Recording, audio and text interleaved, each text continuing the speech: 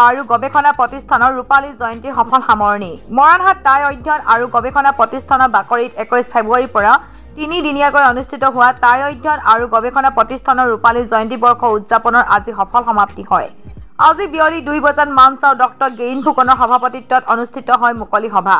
মুকলি সভাত মানচাও ডক্টৰ ভীমকান্ত বৰুৱাই নিৰ্দিষ্ট বক্তা হিচাপে অংশগ্ৰহণ কৰে। তেওঁৰ ভাষণ প্ৰসংগত এতিয়া অৱহেলিত হৈ থকা আহোমৰ পুৰণি কীৰ্তিচিহ্নসমূহ অসম চৰকাৰৰ পুৰাতত্ব বিভাগক দৃষ্টিগোচৰ কৰিবলৈ আহ্বান জনায়। টাই আহোমকে ধৰি 6টা টাই জনগোষ্ঠী ভাষা কলা সংস্কৃতি মেটমৰা সম্ভাৰ বিশ্ব দৰবাৰত প্ৰতিষ্ঠা কৰিবলৈ আহ্বান জনায়। উক্ত অনুষ্ঠানত সন্মানীয় অতিথি হিচাপে উপস্থিত থাকে টাই খামতি উন্নয়ন পৰিষদৰ সভাপতি মানচাও চিহাবাজা চৌতাং, মণিপুৰ টাইলাই সাংস্কৃতিক সমাজৰ মানচাও ইব মচা সিং, তুৰুণ্ড জাতীয় পৰিষদৰ সভাপতি মানচাও যাত্ৰা শ্যাম তুৰুং, কাৰ্বি আংলং বালিপথাৰ মানচাও গণেশ লাজুম আৰু নাহৰকটীয়া নামফাকে মানচাও ভিয়ত বেংকেন উপস্থিত থাকে। এই অনুষ্ঠানতে মৰাণহাট টাই অধ্যয়ন আৰু গৱেষণা প্ৰতিষ্ঠানৰ সৈতে প্ৰতিষ্ঠা কালৰ পৰা জড়িত কেইবাজনো বিশিষ্ট ব্যক্তিক সম্বৰ্ধনা জ্ঞাপন কৰে। ইয়াৰ পূৰ্বে পুৱা 10 বজাত ডক্টৰ লীলা গগৈ স্মাৰক বক্তৃতানুষ্ঠান অনুষ্ঠিত হয়।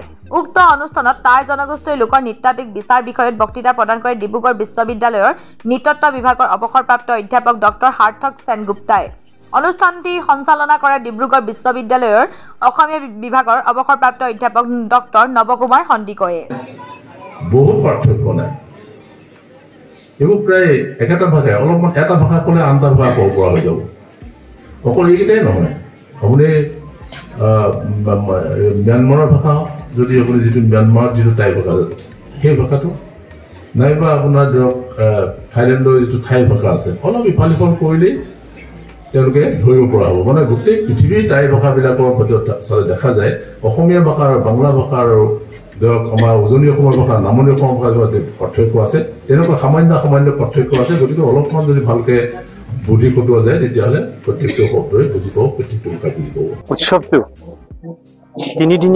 তিনিদিনীয়াকৈ পালন কৰি আমি এই শেষ মুহূৰ্তত অন্তিম ক্ষণত উপনীত হৈছোহি। আৰু এই আমাৰ ধনো নাছিলে জনো নাছিলে, কিন্তু আজি দেখিছো এই 3 দিনে দেখিলো যে ইমান মানুহ আহিছে আৰু আমাৰ প্ৰতিটো অনুষ্ঠানতে সকলোৰে একাগ্ৰতাৰে খুব আন্তৰিকতাৰে আমাৰ ইয়াত অংশগ্ৰহণ কৰিছে আৰু অংশগ্ৰহণ কৰাৰ লগে লগে আমাক উৎসাহিত কৰিছে, অনুপ্ৰাণিত কৰিছে।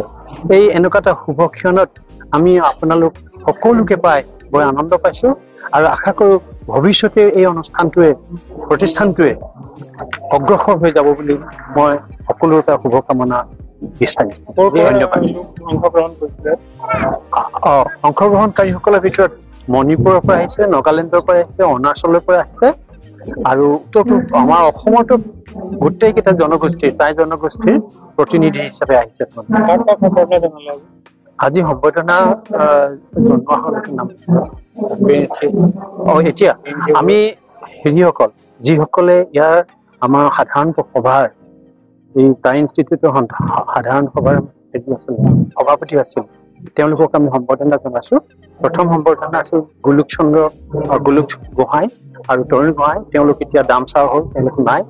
এই তৰুণ গোহাঁই আত্মীয় এজন আহি তৈলুক কোঁৱৰে আহি আমাৰ এই সম্বৰ্ধনা পত্ৰ গ্ৰহণ কৰিছে। বাকী কিবা কাৰণত জীৱেশ্বৰ মহন আৰু বীৰেন্দ্ৰনাথ গগৈ হয়তো আহিব নোৱাৰিলে। আমাৰ মাজত দুজন আছে, কুমুদ সন্দিকৈ আৰু ডাক্তৰ বীৰেন্দ্ৰ গগৈ। আমি তেওঁলোকক সম্বৰ্ধনা জনাই আমি নিজেই কৃতাৰ্থ মানিছো। তেওঁলোকক কৰ্মক আমি হয়তো সম্পূৰ্ণৰূপে স্বীকৃতি দিব নোৱাৰিলো, কিন্তু আমি আমাৰ ফালৰ পৰা যিমানখিনি শক্তি আৰু সামৰ্থ্য আছে সেই অনুপাতে আমি তেওঁলোকক সম্বৰ্ধনা জনাই আমি নিজে অন্তৰত সুখ অনুভৱ কৰিছো। এতিয়া আমাৰ কাৰণে পৰম লাভ বুলি ভাবিছো। এই ৰূপালী জয়ন্তীত আপোনালোকে কি সংকল্প ল'লে? ৰূপালী জয়ন্তীত সংকল্প মানে এতিয়া আমি ৰাইজৰ এনেকুৱা এটা সহানুভূতি পালো, ৰাইজৰ এনেকুৱা আনন্দ উৎসৱৰ মাজতে পালো, গীত মাত এইখিনি পালো। তাৰ উপৰিও আমি এটা ভাবিছো যে আমাৰ ওচৰে পাজৰে যিমানবিলাক পুথি পাজি আছে সেইখিনি এতিয়া সংৰক্ষণ কৰিবলৈ বাকী আছে। সেইখিনিৰ কাৰণে আমাৰ প্ৰতিষ্ঠানৰ তৰফৰ পৰা আমি তেওঁলোকৰ ওচৰ চাপিম। আৰু দ্বিতীয়তে এই যিখিনি আছে সেইবিলাক আমি ডিজিটেলাইজেশ্যন আৰু বৈজ্ঞানিক পদ্ধতিৰে সেই সাজপাৰবোৰ কেনেকৈ ৰক্ষা কৰিব লাগে, সেই পাণ্ডুলিপিখিনি কেনেকৈ ভৱিষ্যতৰ প্ৰজন্মৰ কাৰণে আমি থৈ যাব পাৰো, সেই কথাটো আচলতে ইণ্ডিজিনিয়াছ উপায়েৰে প্ৰাচীন মানুহবিলাকে ভালকে থৈছিলে।